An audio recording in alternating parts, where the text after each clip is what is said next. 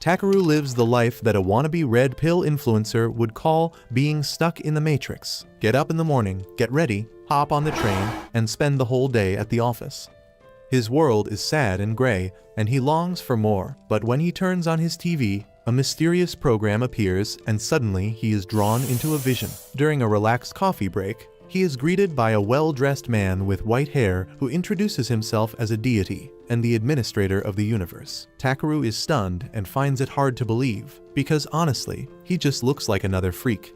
But after he uses his magical powers to make a small planet appear, Takaru has no choice but to believe him. This planet is Madius, a civilization on the decline, and the administrator must now intervene. He grabs the teapot and drops a drop onto this world, which creates seismic waves and seems to change the world. The drop is Takaru himself, but it's slowly becoming a little too much for our ordinary young man. Since he has died, he will now be reborn on the planet Madius with new abilities, and the deity will decide on these abilities by simply writing them down in his notebook, after which Takaru can choose the ones he likes best. At first, Takaru still finds it hard to believe, but it doesn't take long before he joins in optimistically and wishes for the ability to have cute partners. Without hesitation, his wish is noted, and the deity assures him that he will meet cute partners. In addition to extreme magical powers, Takaru's exploration abilities are enhanced, the sale of materials becomes profitable, and he also receives a handy bag for storing collected materials. While Takaru is still trying to mentally process all of this, his body is already starting to become transparent, and the admin of the universe realizes that the time has come. He looks at his clipboard again and perhaps regrets giving the loser a little too many good abilities, scratching his head when he sees what kind of companion he will receive. Somehow, he thinks it will work out, and while Takaru tries to understand why he seems so unsure, the deity already says goodbye to him with a smile, and Takaru is teleported to his new world with a very bad feeling. He wakes up in an idyllic, fairy tale forest, leaning his back against an overgrown tree. His head is pounding, but when he opens his eyes, he sees a planet resembling Saturn in the sky and immediately realizes that he can no longer be on Earth. He gets up, wonders what to do next, and finally decides to set out into this new world to find other people. Delighted, he spots a small settlement through a bush, but quickly realizes that it won't do him much good if he shows up with empty pockets. Shortly thereafter, he remembers the words of the deity who blessed him with enhanced exploration abilities and profitable sales. Confidently, Takaru swings his little branch and commands his exploration magic to do its thing, but he just stands there like a fool and nothing happens. He must have said the wrong spell and racks his brains trying to figure out what the right spell might be. And sure enough, after saying search, many small glowing symbols appear in places in the forest that he can collect. Motivated, he rushes toward a yellow flower and realizes that he must be able to examine these materials more closely with the word scan. A small HUD appears above the flower, indicating that this material is rank B. Delighted that something is finally working in his life, he puts the flower in his bag and sets about collecting everything that sparkles around him. After trashing his inventory with low-level loot in the first 30 minutes, he realizes that he has picked up a cool, smooth stone and scans it. This stone turns out to be hammer anteater dung, and, ironically, has the high rank of C. To summarize, materials that are suitable for sale receive specific markings and can be tracked down with his exploration magic. He now has all these materials stashed in his bag and just needs to sell them to become Jeff Bezos' successor. He quickly sets off for the village before sunset to pollute this magical world with capitalism. At a wooden gate, he is greeted by a guard who looks very motivated.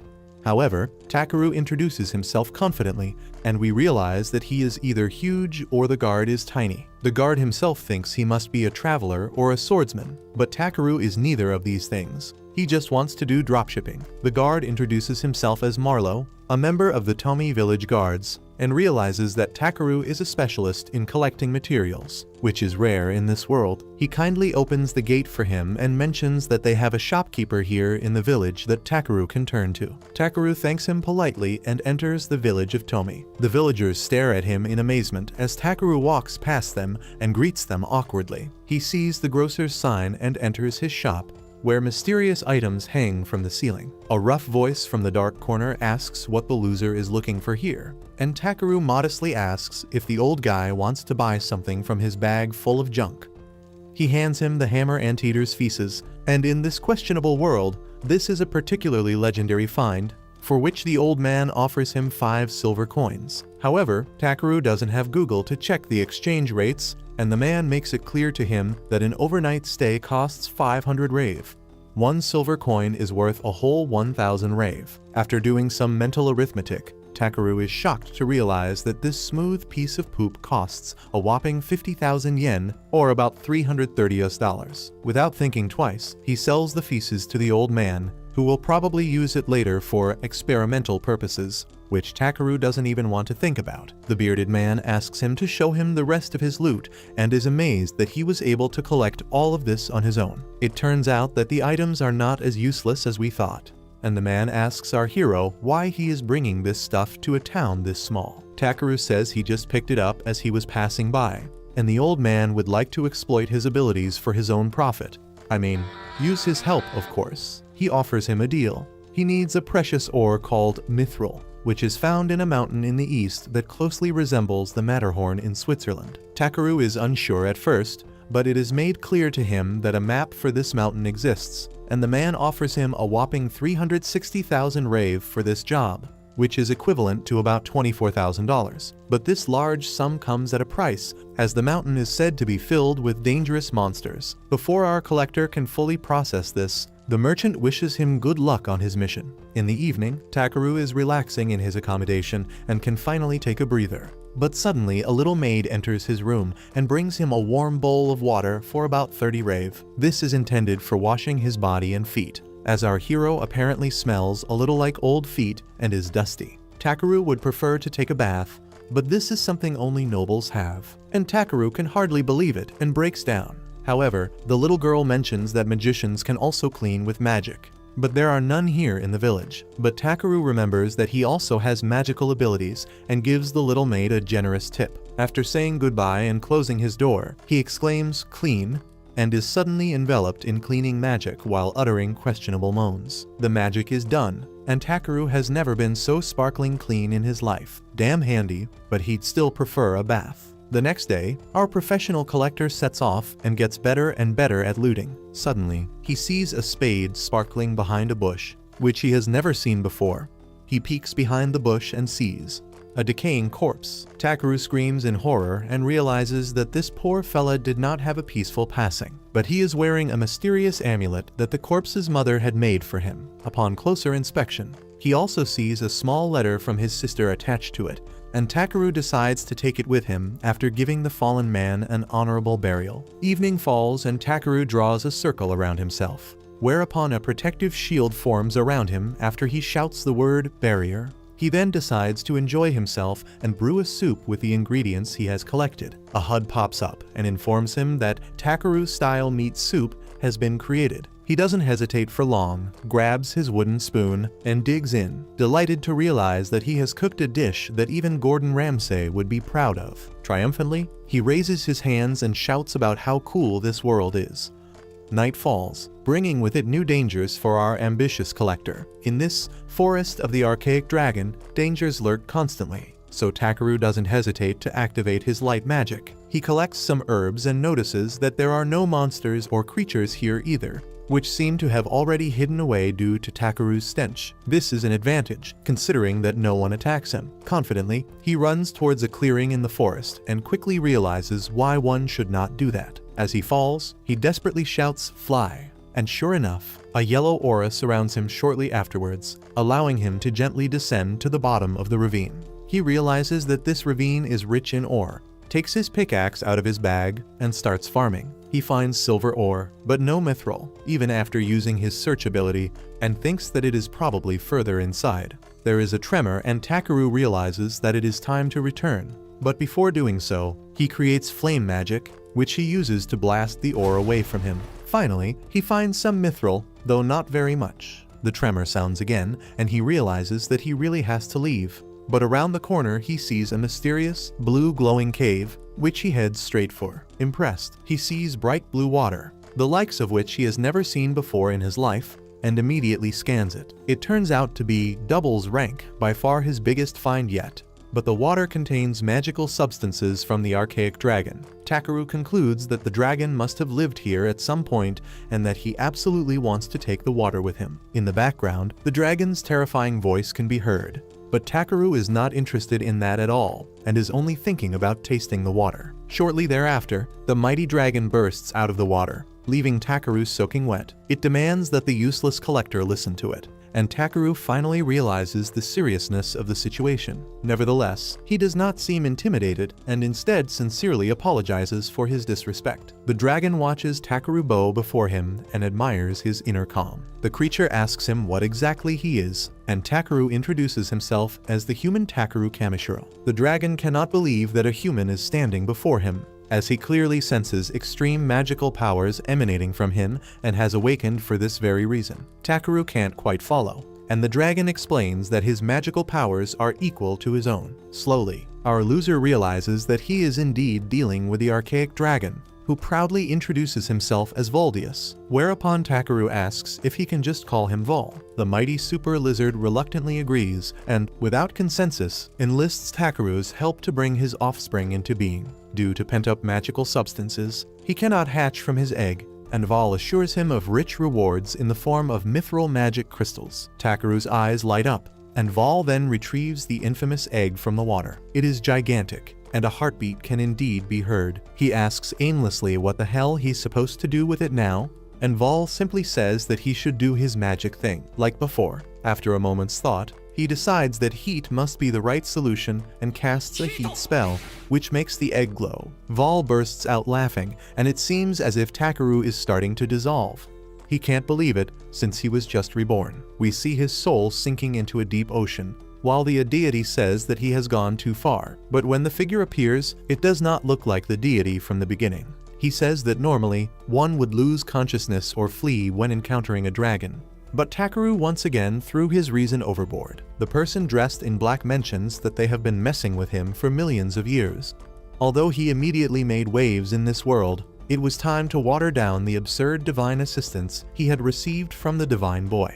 In addition, he should now receive his cute companion. While Takeru closes his eyes again and does not understand what is going on, the figure dressed in black mentions that he can still keep his dear effort. Suddenly, he wakes up in the same place and Vol is surprised that he has survived. A childlike voice sounds and Takeru first thinks that Vol has had a reverse puberty.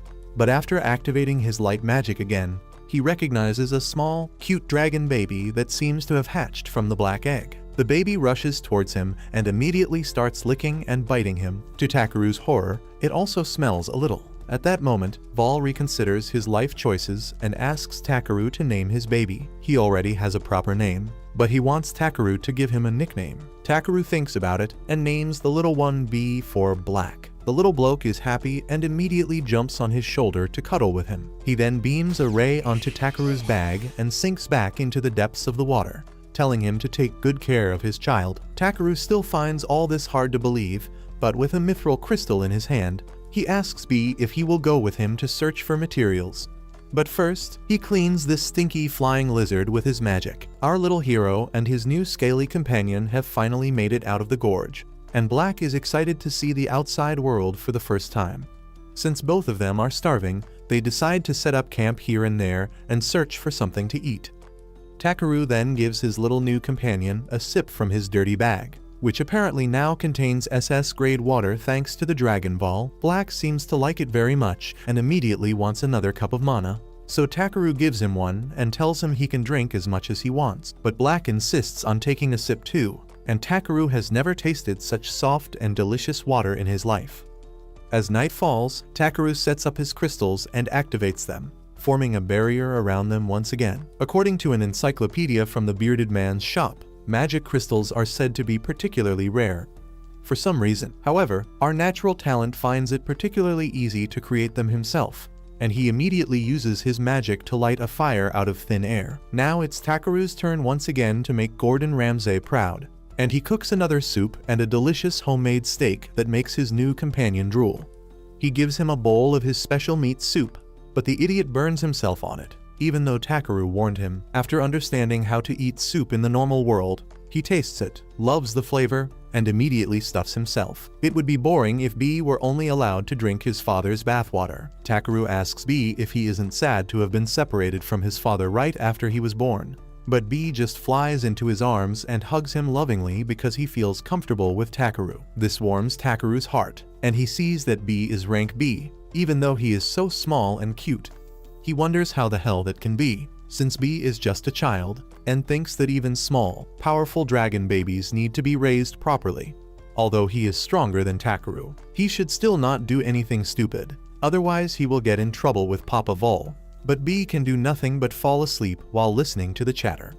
Takeru slowly begins to doubt his decision to get cute partners, as he had imagined something with a little more plot than a reptile with wings. The next day, we see Takeru struggling to climb a cliff, while B flies relaxed beside him. They come across a dense birch forest, and Takeru quickly realizes that it is the same forest he was in before. Only it doesn't seem as scary as it did before. It's hard for him to believe that all this must have happened in one day, and Takeru simply concludes that it must be some kind of enchanted forest. B seems very amused to see such a beautiful forest for the first time, but Takeru gets straight to work and scans the area for materials.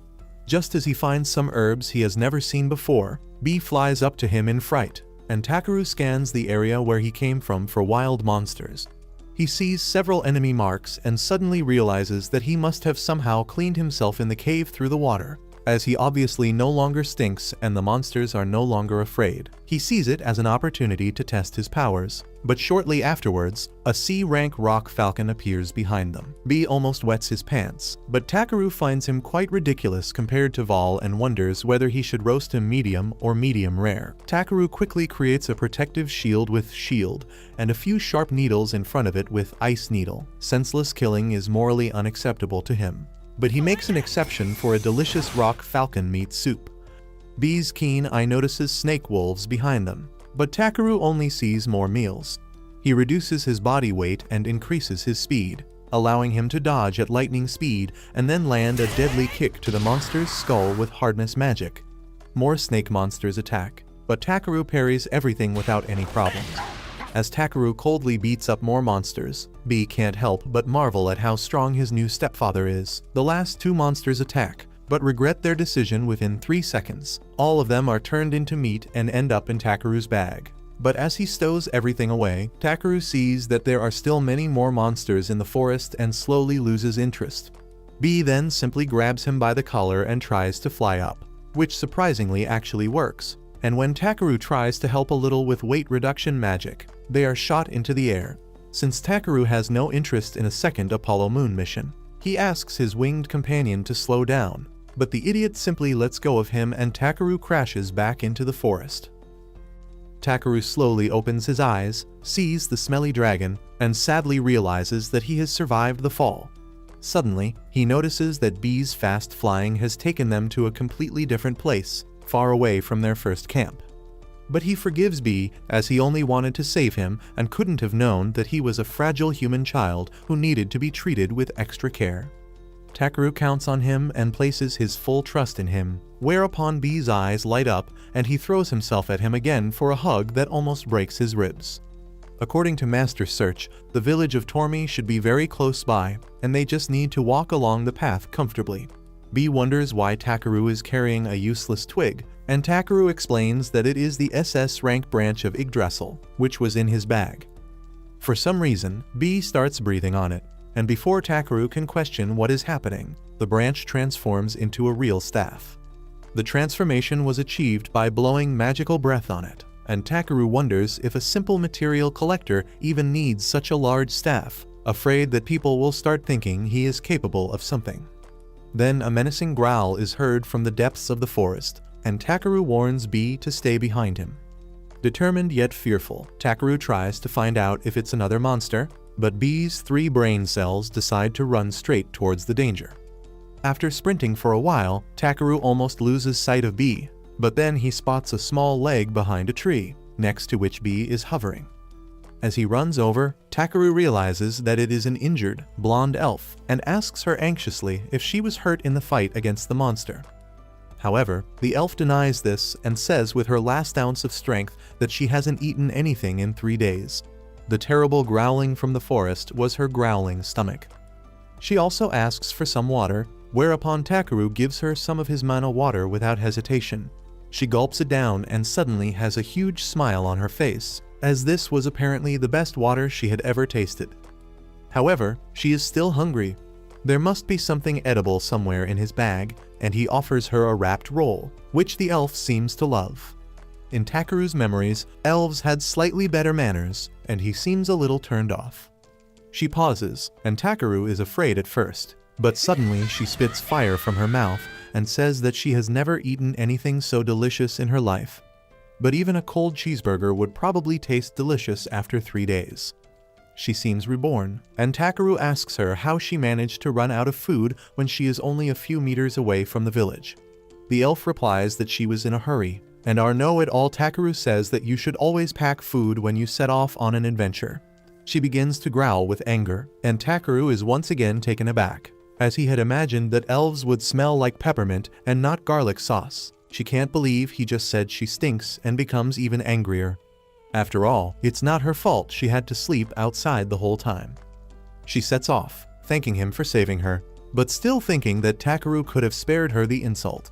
She sprints into the depths of the forest as if possessed, and Takeru and Bee think that she must be missing a few chromosomes. After their strange encounter with the elf, the two slowly make their way toward the exit of the forest, collecting more materials along the way. Just as they approach the forest clearing, they see a carriage slowly approaching. It is a friendly-looking man with a majestic white unicorn, which has the rank E. The man asks Takeru what brought him here, and Takeru ambitiously replies that he is on his way to Tormi. However, the man cannot believe that he is traveling on foot, and, upon seeing his staff, asks him if he is a magician. Takeru immediately denies this, saying he would never be capable of such a thing. He simply is a professional trash collector. The man is astonished, however, as collection experts are particularly rare in this world. Since the man and his passengers are also on their way to Tormi, he kindly offers Takeru a ride with them. However, Takeru believes that he is a little too big for this small carriage. The children almost collapse with laughter, and he is a little confused as he knows that he is not funny at all. He gets into the carriage and, upon request, sits down right next to the little girl. For some reason, he seems to be particularly popular with children in this world, which is an advantage among adults. The coachman confirms that his size is not a problem at all, and that it is an important commandment in Tormi to help each other in times of need. Takeru thanks the friendly group warmly and wonders to himself whether it is not too dangerous to travel with such small children. He asks the two little ones what they would have done if he had been a robber, but the boy says their magic item would have warned them in time. When asked, the woman explains the item, a small bell that starts ringing loudly when danger is near. Takeru wonders if there is magic in the stone and thinks to himself that he could probably make one himself. He then introduces himself and the others return the gesture. The woman's name is Elise, the children are Yunin and Kine, and the coachman is called Porn. The children then notice that something under his coat is making strange noises and ask him to show them what is underneath. At first, he hesitates to show his monster, but Elise assures him that it is completely normal here to be accompanied by a monster. Surprised, Takeru agrees and asks Bee to introduce himself. The children find him totally cute, but the adults are completely baffled that Takeru has a dragon with him and ask him if he is a dragon knight. Once again, Takeru has to convince the others that he is just a useless guy who happened to find a dragon egg. But the others are even more astonished and cannot believe that he hatched a dragon egg himself. While Bee plays with Takeru's cheeks and the children are very amused by this, Takeru asks if dragons are rare here. Elise confirms that even dragon knights are rarely seen and dragons are even rarer. Until now, Takeru had only known dragon knights from video games. At night, the travelers set up camp and Takeru immediately provides some light. Then he sets up his crystals and the coachman asks him if they protect against monsters, which Takeru confirms. In addition, the annoying Bee also serves as a second alarm system. Everyone places a lot of trust in Bee, which makes Takeru a little nervous, as he knows what an idiot he can be. It's time for dinner, and Takeru asks if he can repay the travelers with a delicious meal. When Takeru unpacks all his items from his small bag, the children can't help but marvel and ask him if he is a magician. He explains that it is an item box and then prepares his favorite dish made from the corpses of the monsters he brutally slaughtered 6 hours ago. But no one needs to know that. Everyone gets a small bowl and the children find it extremely delicious. The adults try it and they like it too. But Porn starts acting strangely, and when the others ask him what's wrong, he starts crying like a little kid because he has never eaten anything so delicious in his miserable life. The sight of the happy children also moves him to tears, and Takeru starts laughing at his exaggerations. Porn can't believe any of it and thinks that Takeru must be a magician, the way he conjured up this delicious meal. Everyone laughs and enjoys themselves in this nice group and sings songs when Porn takes out his guitar.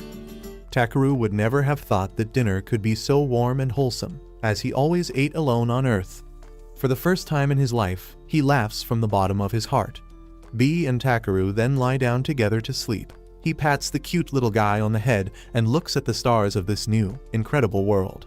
Early in the morning, we see Bee still sleeping comfortably with the two children, while Porn is already grooming his horse and Takeru is repairing a pair of scissors. The woman wishes him a good morning and remarks that the work of one who honors his tools is worth something. After Takeru realizes that gathering materials really suits him, Porn mentions that they will set off right after breakfast. But Takeru has one small request. He would like to sit up front and drive the carriage. Porn is surprised that the unicorn listens to Takeru directly after he gives the command to pick up the pace. We then see our Bee, who is now awake, looking delighted. In the distance, Porn and the others can already make out the village of Tormi and are looking forward to arriving home again. Upon arriving at the gate, the travelers thank Takeru for his friendly company. Takeru thanks them in return for taking him this far, after which they say their goodbyes and the others head into the village. The gatekeeper remarks that spring must be returning soon, now that Porn is back. To Takeru's question of how Porn makes a living, the guard replies that he travels to warmer places in the winter to make knitwear. Therefore, his return means that it is getting warmer. Since he can't hunt, he usually has little food, which is exactly why he became a crybaby when tasting Takeru's delicacies. Takeru's gathering skills prove to be surprisingly practical in this situation. Takeru then sets off again to see Jerome, the bearded merchant, to report to him about his mission in the gorge. On the way, we see that Bee isn't just popular with the children from the carriage. At Jerome's shop, Takeru lays out all his loot, but the merchant eyes it suspiciously because Takeru has tried to stretch the mithril ore he was supposed to get with mithril magic crystals. Just as Takeru is afraid of being caught, Jerome mentions that this is not mithril ore, but a crystal that is much more valuable and rare. A weight is lifted from Takeru's heart, but at the same time, he can't believe that he has once again accidentally brought back something extremely valuable. This crystal, he says, is a lump of highly enriched magical substance. A handful of it could complement the power of the magic stones throughout the world. Finally, Takeru realizes just how rare the thing he received from the dragonback then really is.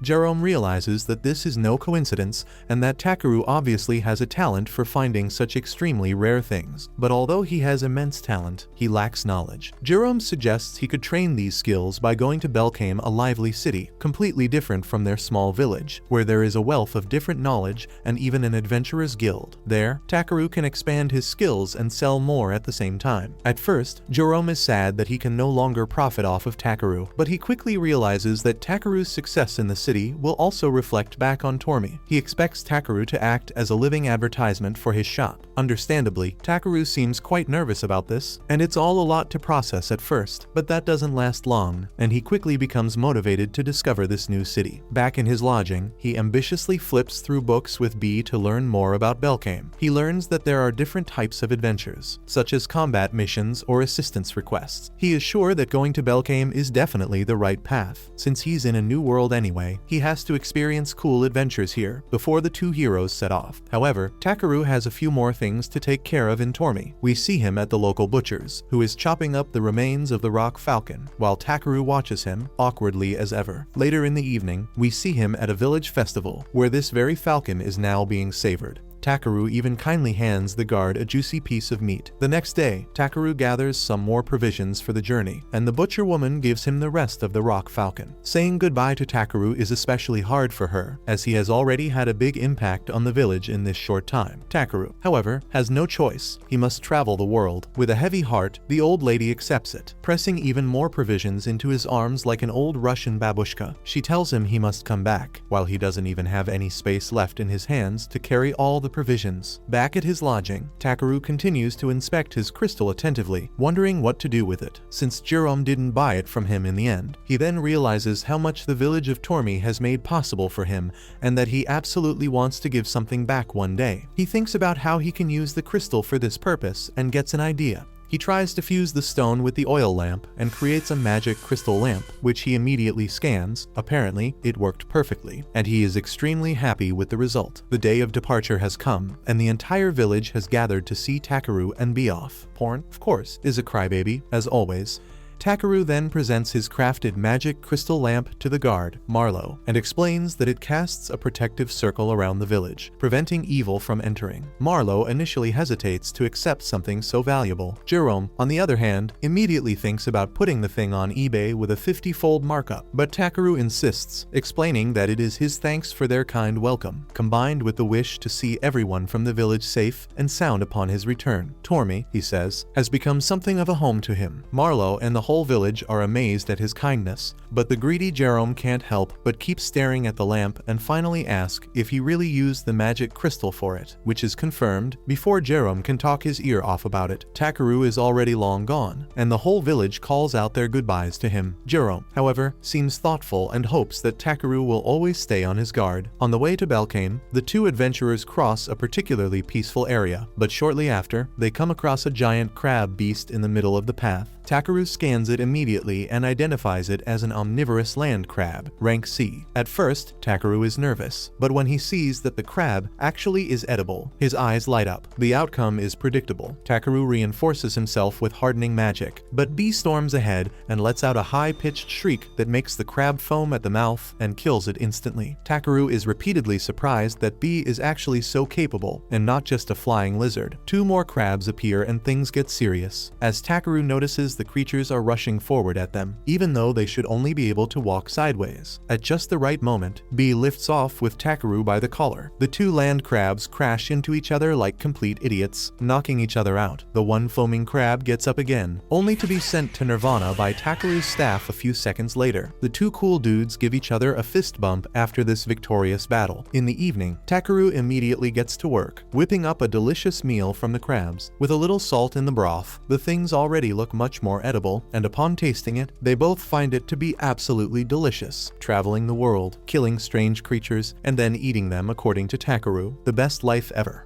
We see the two of them finally arrive at the defensive wall of Belkane, and Takaru marvels at the city's architecture. Upon scanning, he realizes that Belkane is a trading city and is supposedly home to the best guild in this world. He also realizes that, unlike Tormi, there are border checks here, and quickly decides to hide B and use magic to make his bag appear like a normal one. The border guard finds it very unusual that he's a gatherer and asks Takaru if he's here to spread a little American freedom. Takaru nervously said, however, that he's simply interested in the Adventurers Guild, and the guy confirms that Belkane indeed is the city of adventure and trade. Lastly, however, he has to be checked with an avaras, which in this world is the equivalent of a metal detector at an airport. It can supposedly detect unusual magic. Takaru is worried at first, but is then relieved that neither the woman nor the man finds anything sus. Then he wonders how others might see his status and scans the avaras, which displays an extremely simple status, immediately reassuring Takaru. Although the deity has granted him some insane skills, they are apparently not so easy to see. After the successful check, the guard is in the process of writing out a permit, but then recognizes that the avaras is displaying has a dragon. Takaru realizes he has no choice but to show B, and the two guards immediately melt at the cute sight, but they have to pull themselves together and ask what kind of thing it is. Takaru says it's simply his partner, whereupon the guards ask him if he has any kind of identification document for it. He's more used to being an illegal immigrant, but After a moment's thought, he searches through his pouch, finds a strange collar, and puts it on B. Apparently, in this city, this is enough identification, and they let him pass after the woman explains that the Adventurers Guild is in the square-shaped building at the end of the boulevard. The guard warmly welcomes B and Takaru to Belkame and lets them enter. After an initially dim and dark hallway, they are blinded by the awesomeness of Belkame. All sorts of figures live here, including Beastmen, and Takaru realizes once again that he is in a completely different world. An observant B immediately finds the guild building, which has a nice sign hanging on it. Awkwardly, Takaru enters the building's foyer and glimpses many different adventurers before a little girl with rabbit ears kindly welcomes him to the Adventurers Guild. At the registration desk, the girl introduces herself as the receptionist, Ariana, and asks Takaru to write his name and profession on a form. This idiot can't write, however, but when he writes his name normally in Japanese, the writing automatically transforms into the local language, and he can't believe how practical this skill is. Ariana correctly recognizes that his name is Takaru, and he's a material gatherer, and asks him if he already has combat experience. Takaru confirms this and recounts that he has already hunted and eaten large birds, wolves with snake tails, and crabs. Nervously, Ariana asks if he can somehow prove these massacres, and of course, Takaru takes out his disgusting pouch to pull out the entire corpse of a crab he brutally murdered on the way here. It's so large that it instantly destroys the reception desk and, understandably, makes Ariana run away, disturbed. Even in this world, Takaru manages to completely disturb the locals, who are literal beastmen, and explains with embarrassment that it's a Mont Blanc crab. The others know this, of course, and just find it weird that he pulled it out. For Ariana, this is proof enough. She simply wants nothing more to do with this weirdo. A bear man, however, curiously asks if he has an item box, which Takaru confirms. Suddenly, the bear's eye begins to glow, and he then confirms that it is indeed one, and that Takaru wasn't lying. Reassuringly, the bear tells Ariana that Takaru is green and not a registered sex offender. He says he can check him with Avara Scan, a skill he possesses to identify a person's character. Green means everything is fine, and there's no problem. While the entire foyer is still watching the situation in shock, the bear asks if they should continue, and Ariana says they were in the middle of registration. The bear is puzzled that he didn't come to sell the crab beast. Takaru replies that he just wants to eat the thing, which once again disturbs the entire guild and even the composed bear. They continue with the questions, and Takaru is asked if he has any companions, at which point he introduces B. Everyone is astonished that a simple material gatherer has a dragon as a companion. With this statement, he becomes especially popular, and everyone wants Takaru on their team. In the next scene, we see Takaru being successfully accepted into the guild. Ariana explains to him that all beginners start at rank F and hands him a bracelet that looks the same as B's. The two of them can't resist a cool bracelet bump. In Belkame, we see Takaru bring the family their son's belongings, which he had previously found on a corpse. They are completely devastated, yet still grateful for his support. When the father coughs, Takaru recalls a statement from the city guard, who mentioned that the deceased had taken on quests himself to provide his father with medicine. Takaru originally only intended to bring the family the deceased's belongings, but now he feels obligated to heal the father. Back at the guild hall, Takaru hands over a few items to complete quests, and the fox at the counter is happy, as he has never seen such mushrooms before. Afterward, the rabbit girl appears again, bringing a whole bunch of further quests for Takaru, a few of which he can definitely accept. Next, Takaru treats himself to his long-awaited bath together with B. He has already been in Belkame for 6 months, and the water wasn't nearly this clean at first, but he was able to improve it with a little magic. However, the muscular dragonman Clay pulls him out of his relaxation and joins him. His old wound is bothering him, and he asks Takaru if he can also cast healing spells, since he heard that he healed sick people in the slums. We see a short flashback to the family from the beginning, and how Takaru heals the father with his magic. Back in the present, Takaru replies that he just wanted to try out something he had seen by chance, but Clay can only think about how Takaru should charge for his healing powers to rake in some cash. Takaru considers it, but he isn't thinking about his own profit, but rather about not taking clients away from other healers. Clay can only respond to this innocent statement with a laugh. Then he asks him about an offer for a rank up he received, but Takaru seems to be quite satisfied with his current situation. Clay observes that Takaru is just a chill guy, and that this might seem strange to others, but Takaru insists he does desire things, such as a pair of scissors for cutting materials. Clay was probably thinking more along the lines of Rolex watches and baddies, but he leaves the bath advising him to act less out of touch. Back at the guild, Takeru completes more quests and pockets a little money, while B stuffs himself with a few cookies. The handler then brings up the rank up again, saying it's time for it. But the topic is clearly uncomfortable for Takeru. He thinks that ranking up will only bring annoying problems and that he can do his own thing undisturbed at a low rank. His inner peace is interrupted when a guy storms in and yells that goblins are attacking the city. All fighters from D rank and up are to go to the north post to confront the threat. A little mouse girl named Muselli comes bouncing over and reveals when asked that there is an A rank fighter in the city, our familiar dragon friend, Clay. Just as Takeru thinks he can sneak his way out as an F rank, he is, to his horror, simply forced to come along by the guild master. The strategy is explained. The leader states that the front line is on the Stavru Plain and the goblins will march straight for Belkane. Under no circumstances can the goblins be allowed to cross the bridge over the Zalves River. Everyone roars enthusiastically, and Takeru gets a flashback to gym class in school. He could never keep up with this sort of thing. An MO wolf addresses him, asking if he was an F rank. He tells him not to piss himself later, and that he'd better not get in their way. But just then, Rodal the guild master approaches him and asks if he isn't the gatherer Grit was always raving about. Takeru confirms and introduces himself, and the guy acknowledges that praise from Grit really means something. Takeru feels honored, and the guy likes that he isn't intimidated by his bulging muscles. He starts to think this beanpole might actually have a few cool moves, much to the disbelief of the emo wolf. But Rodal is sure he can take care of himself and leaves with the words that he shouldn't forget to protect those important to Takeru. He orders the wolves, Diego and Oralt, to move out. Muselli, however, believes the situation must be especially serious if even F ranks are being drafted, and she feels sorry for Takeru. Takeru doesn't mind, but he finds it a bit weird when she mentions that the two of them just have to try their best together. She knows a bit of healing magic and wants to prove herself to the guild master in this battle. Takeru, however, thinks she shouldn't get too carried away by her enthusiasm. The two have now arrived at the camp, and Muselli practically wets herself at the sight of a dragon bird, while she clings to Takeru's arm, sniffling into it. She mentions several times that she isn't scared at all, and Takeru rethinks his life choices. He decides to motivate her a bit.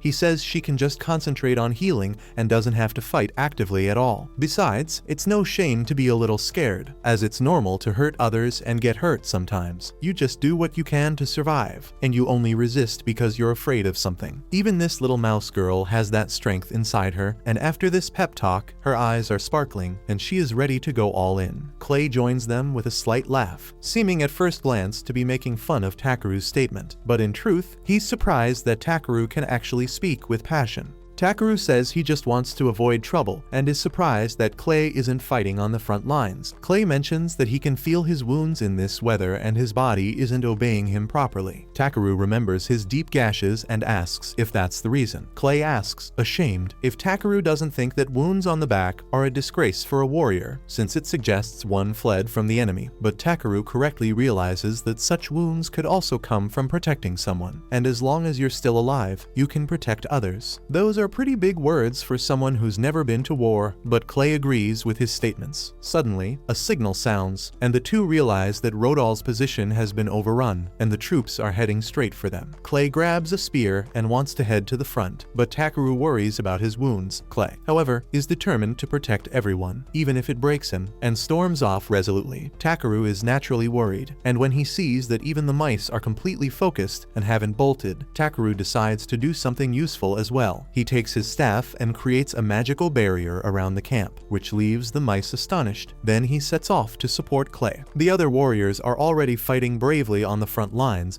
when Takeru comes sprinting and demolishes the first goblin with hardening magic. But that stung a bit, since Takeru is, at the end of the day, still only human. B provides a solution and roasts all the goblins on the battlefield with a bit of lightning magic. All the warriors are impressed and thank Takeru for the last-second rescue. But Takeru wonders how things could have gotten so bad in the first place. Apparently, a goblin sergeant had appeared and broken the front line. It was only thanks to Clay that they could retreat, and now he is fighting the sergeant all alone. In the rain, Clay tears several goblins apart and is saved at the last second by Takeru and B. Clay says this is no place for Takeru, but Clay is also in a terrible state, and his wounds are aching badly in this weather. Takeru wants to retreat, but the terrible roar of the goblin sergeant is heard from the forest, and both realize they must defeat this monster first. It lunges at them, and Clay intends to sacrifice himself so Takeru can escape, but Takeru asks the completely inappropriate question of whether the wound on Clay's back is important to him. To Clay, it's merely a monument to his foolishness, and he regrets it. Takeru checks again, asking if Clay would be upset if it disappeared, and Clay still doesn't understand what he's planning. After B roasts a few more enemies, he briefly holds Takeru's staff so Takeru can borrow some of the mana water,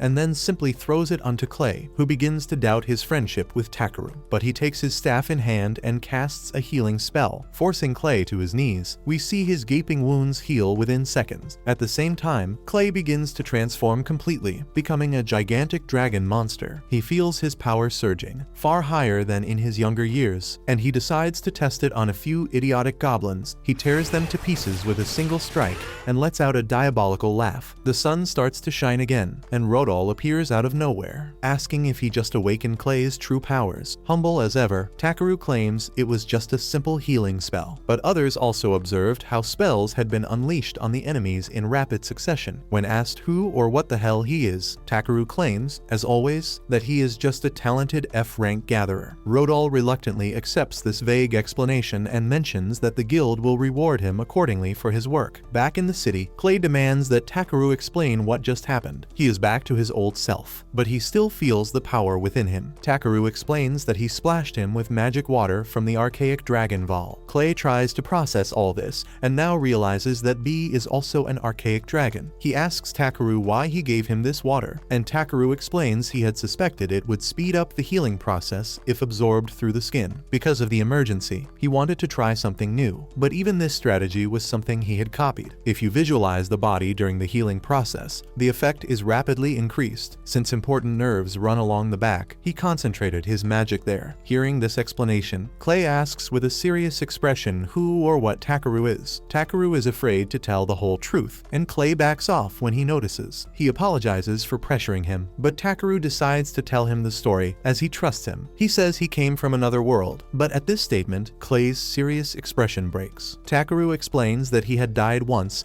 and was then reborn, and Clay thinks Takeru has gone bonkers, while B has already fallen asleep. The conversation continues, and Clay remarks that this story sounds too absurd to be true, but at the end of the day, he healed his wounds and turned him into a dragonute, the species from which the lizardmen originate. He is happy about his new form, but at the same time, afraid of losing himself. Takeru assures him that he'll get used to it, but Clay is angry that he takes everything so lightly. He decides to lecture Takeru tonight and bore him and B to death. The next day, Takeru walks through the bustling artisan district, wanting to buy a weapon. Just then, a beast girl addresses him, who turns out to be the shop owner.